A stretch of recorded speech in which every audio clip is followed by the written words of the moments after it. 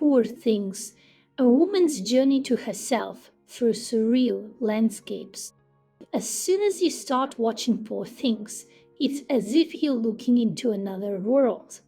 A world so bright and surreal with colors turned to the max, where steampunk meets Art Nouveau at the end of the 19th century, and a woman trying to keep her identity and develop into an interesting person in a place where she is constantly being suppressed. Let's understand how to understand this undoubtedly masterpiece, what the author wanted to say, what is the meaning of the ending and the film itself, and what techniques of storytelling and history writing the director used. Beware, there will be spoilers. Poor Things is a 2023 science fiction black comedy film directed by Yorgos Lanthimos and starring Emma Stone, Mark Ruffalo, Christopher Abbott. The film is an adaptation of Alasdair Gray's 1992 book of the same name. Plot: Menard medical student Max is drawn to a special assignment by his mysterious surgical instructor, Dr. Godwin Baxter, to observe Bella, a strange, childlike young woman in Baxter's care. Max eventually learns that Bella is an experiment created from the body of a pregnant woman who committed suicide and the brain of her unborn child. Despite this, he is smitten by her beauty and agrees to Dr. Baxter's proposal to marry her, although Bella's consciousness and desire for sexual pleasure grows and she becomes upset with her creator's insistence that she never leave his house. Wily lawyer Duncan Wedderburn is intrigued by the idea of a woman so charming that a prenuptial agreement stipulating that she must be hidden from the world is required, and after meeting the now very sexually curious Bella, he whisks her away on a grand tour of Europe. But it's not just Bella's libido that grows and matures, and having become an inquisitive, altruistic, and intelligent girl, she quickly outgrows the superficial and chauvinistic Wedderburn and sets out to find her own destiny. The film borrows many elements from the Gothic genre, including the reanimation of a man through mad science, a mysterious suicide, a burglar with bad intentions towards the heroine, and the fact that the heroine spends time in preserved manner. Visual solutions. The first thing that immediately catches the eye is the film's stunning visuals. The European cities are clearly created in steampunk style, and the bizarre buildings in them, in Art Nouveau style, retrofuturism and eclecticism of postmodernity, are also traced. The film has very beautiful landscapes, done in a retro steampunk style, with strange colored alien skies. It's a real scenery porn. It's like you're watching a beautiful dream for 2 hours. All of this, along with the airships flying around the city, hints that we're not quite in the Victorian era of the late 19th century, but rather in an alternate history where experiments with brain transplants and other body parts are common, though not widely used. While the rest of the world has steampunk-style technology, Dr. Baxter seems more interested in dissecting human cadavers and surgically creating mixed creatures. What makes the film an alternate universe rather than a mere anachronism is that one of Duncan and Bella's fellow diners in Lisbon refers to the importance of being flay that has just opened in London, which moves the plot specifically to 1000. Bella's costumes are also amazing.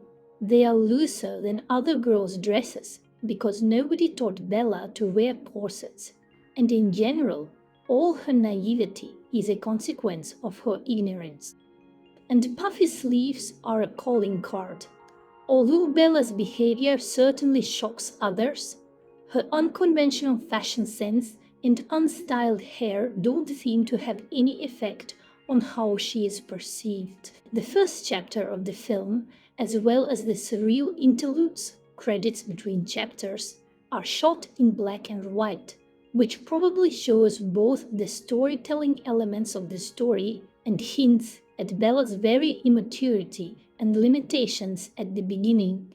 A very common technique used is fisheye, which is shooting through a round lens, which adds a peeking effect, as if we were spying on the characters in the story. The meaning of the film.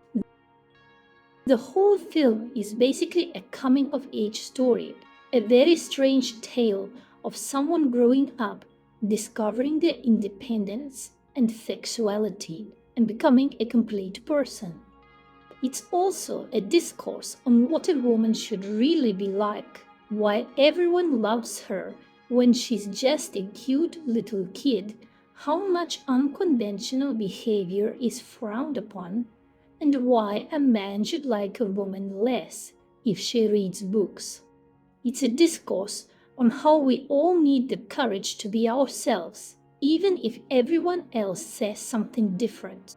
Also sewn into the film is the idea of parenting yourself, how to be a parent to yourself. After all, Bella is both child and mother at the same time. One can think about the philosophical concept of finding oneself. All of this draws parallels to another very notable feminist film, 2023's Barbie. There, after all, the same themes are brought up. Bella is more of a weird Barbie though. Note, by the way, how her costumes change as the character develops and matures. At first, they are simple, plain shirts, then very bright epithetic images, and at the end, more restrained and monochrome. And Bella's hair is below her knees by the end. At first, Bella is a manic pixie dream girl for Duncan, but she experiences a turning point in Alexandria when Harry shows her poor people living and dying in poverty, including children, and now she sees how cruel the world can be. Her carefree image is completely shattered by the time Bella grows up and realizes she's too good for Duncan, and he goes crazy for her to the point where he's institutionalized. Given the way he's been acting, he probably deserves it. This is an allegory for many female-male relationships in our world. The film itself is a great metaphor for a woman's life and the amount of complexities, judgments, and stereotypes she has to deal with. References. There are, of course, many, and the first one that catches the eye is Frankenstein, for this is also the story of how man created the creature. Dr. Baxter's appearance makes this reference most obvious.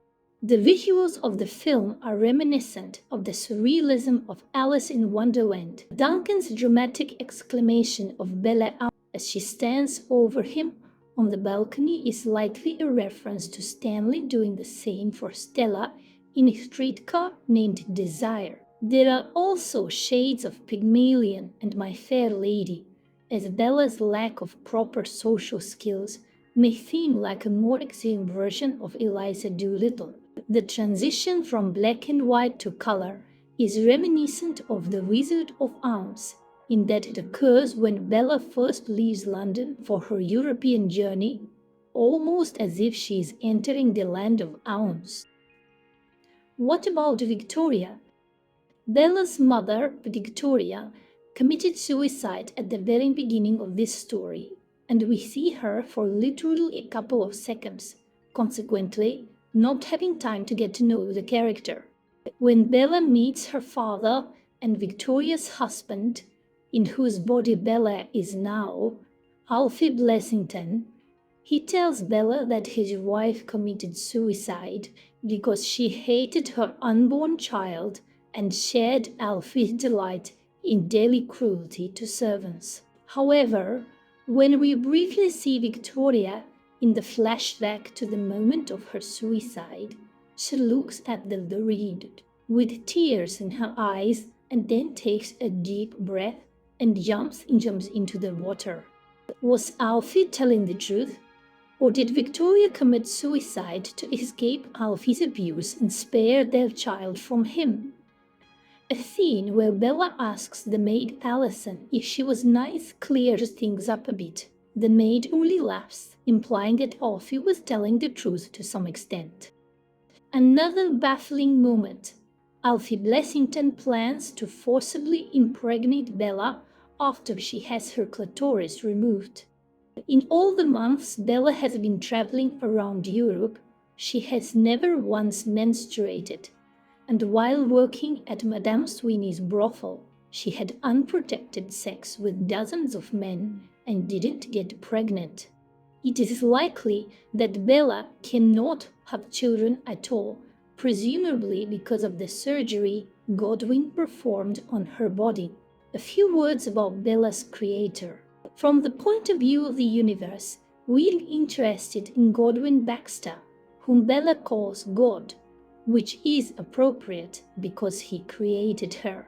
The doctor's father performed all sorts of perverse experiments on him, as a result of which he was covered with scars. Instead of his stomach, he eats with an advanced machine system, and his initial problem with sex with Bella is not so much his aversion to pseudo-incest, but the fact that he would need all the electrical power of London for sexual intercourse, since he was being experimented on by his own father. Afterwards, however, his paternal feelings awoke in him, and he began to see her as too much of a daughter. Dr. Baxter allows Bella to play with the corpses he no longer uses while she is in the early stages of development. This leads to Bella repeatedly punching the corpses in the face until there is no trace of them left, with the innocent glee of a toddler smashing a cupcake. It's visually disturbing, but played purely for laughs. By the way, did you notice that Bella Baxter is an alliterative name that starts with the same letter? Poor Things is a feminist fantasy. The film is about a Victorian infant resurrected in her mother's body who, against all patriarchal odds, learns about the world, self-actualizes, and gains autonomy. By the end of the story, she is studying to be a doctor, marries a man who loves and supports her while respecting her bodily autonomy, makes sure that her mother's abusive ex-husband, created in the same way as her, thrives under her care. This is a movie that has a lot of visual mysteries, a unique universe, and an absolutely beautiful heroine, brilliantly played by Emma Stone. Regardless of how many Oscars it has, this film is definitely recommended to all lovers of beautiful quality and modern cinema. After all, a little bit of Bella Baxter lives in every woman, doesn't she? Thanks for watching my video. I hope you enjoyed it. Give my video a like if you find it useful. Subscribe to my channel to watch more videos like this. And if you want to explore more of my articles, guides and online courses, check links in the bio. It's been Tanya. See you in my next videos.